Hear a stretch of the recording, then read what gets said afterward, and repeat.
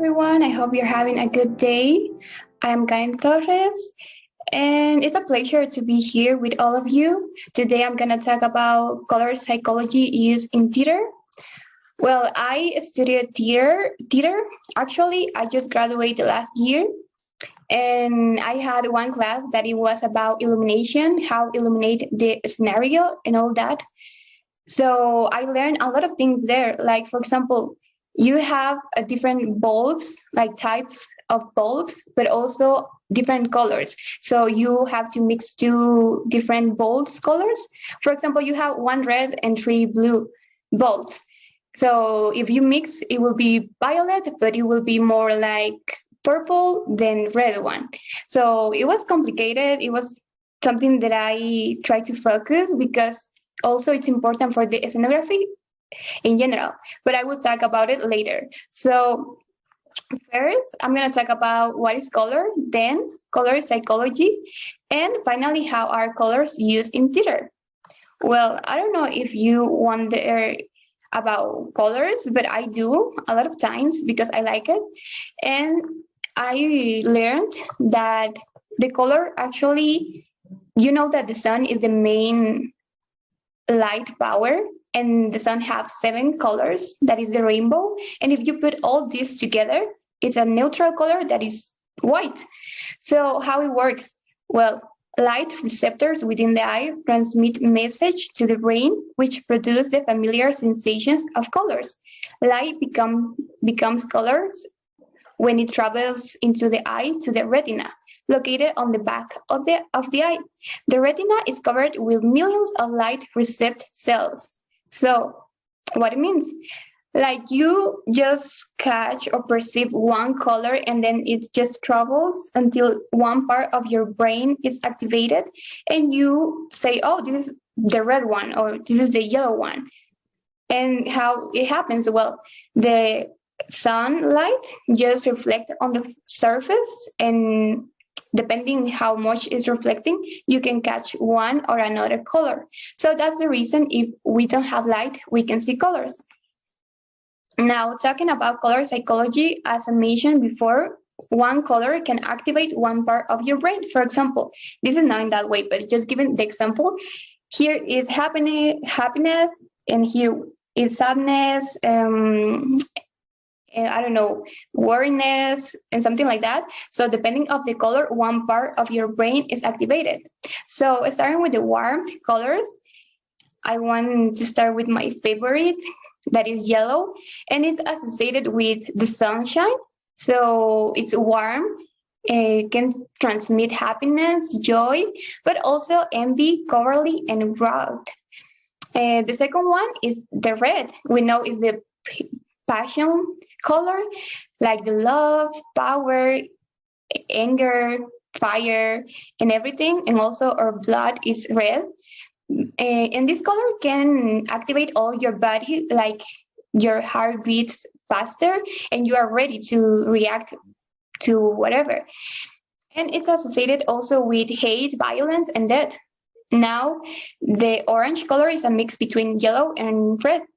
This is have like the joy of yellow one and the passion of the red.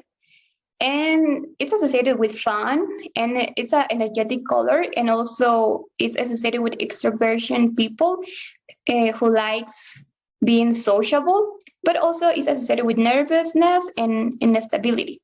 Now the cold colors. The blue one, I think it's my favorite too because it's associated with trust, fidelity, knowledge, wisdom, peace, stability, and calm. But like it's a cold color, also it's associated with loneliness, sadness, and coldness. Now the green one, you know that the nature is green in general. So we associated this color with life, youngness, health, peace, freshness, and money, but also with envy, jealous, and horror. And I don't know if you remember this character of Inside Out movie. This character is green because it's associated with the feelings that the green can give you. So now the purple one is associated with mystery, wisdom, spirituality, elegance, but also with evil, selfishness, and suffering. And I just noticed that most of the evil characters are associated or like wearing or using purple color. So it's interesting. Now, pink color is a mix between red and white. And so have this passion or love of the red and the pureness of the white. So it's associated with sweetness, delicacy, pure love, kindness, protection, sensibility, innocence, and romantic. Now, this two color, white and black, the reality is that white is a mix of all of colors. So it's a neutral color and is associated with purity, cleanness, freedom, lightness, and clarity. And the black, I have to say, that is not a color. It's a lack of light, but it's associated with darkness, death, suffering, mystery, sadness, and pessimism. Now, how are colors used in theater? Well, as I mentioned before, I had a class about scenography and illumination. And it's important because if you do your scenography like, I don't know, purple, and then you put purple light, it will just disappear. And the purpose of scenography is that complement the play. So you want that works, like, don't waste your time doing your scenography. And also you need to complement with makeup, clothes, or costumes. And all of this with the purpose of getting the audience involved in the environment to make it realistic and credible. So I just want to end with this quote that says, "Colors are the mother tongue of the subconscious" by Carl Jung. And in conclusion, I will say that it's interesting how we perceive colors, and the color stimulates one part of our brain, making we feel emotions, and how it is used in theater with the purpose to enjoy and emphasize with the story. So thank you for your attention. Does anyone have any questions or comments?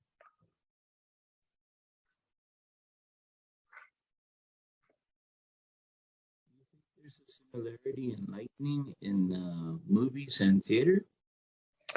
No, in theater you use like more colorful lights to create an atmosphere, and in movies you use the light for create like real stage or scenarios, and also for the people look better. For example, their face and expression and everything, and can be also used for create an environment, for example, danger environment or things like that, but it's less dramatic, I will say. Thank you. I have a question. Yeah. What kind of tools do you use when in the scenography, when you try to transmit, I don't know, for example, a depressing scene? Okay. Well, in scenography, you can use elements that are something that represent that. It can be one piece of clothes, or it can be, I don't know, maybe one table, but the table needs a purpose. It's a purpose. Okay. So yeah. So do you say, like you say before, if you want to represent, I don't know, a depressed scene, do you prefer to use a blue, for example, a blue makeup, a blue lights, or a blue scenography, like you say, atmosphere? Yeah, you can use, most of the time, the best option is the light, the illumination, a blue one, creating, like, you can focus the light on one specific part of the scenario. So you can put it there or just all over the scenario, depending on what you want.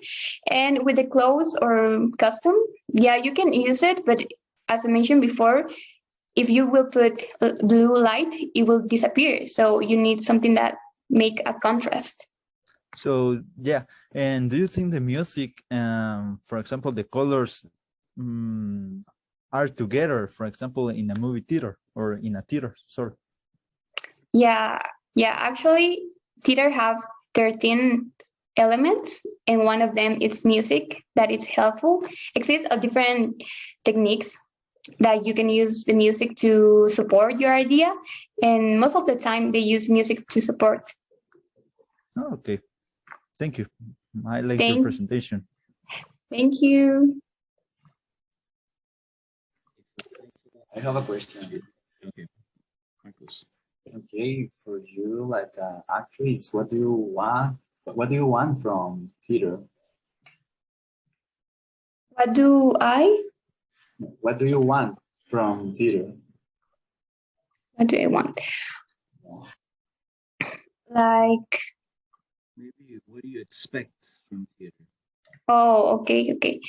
Well, I think theater is a sociable art. Like you are always looking for other people who can think by themselves and show the reality that what's happening there and create something that can make a change or can inspire others. So in my case, I think works in something that is helpful not only for me but also for all the people in society in general. Okay, nice. That was a nice presentation. Thank you. Thank you, Marcos. Thanks a lot, we appreciate it. Okay, thank you.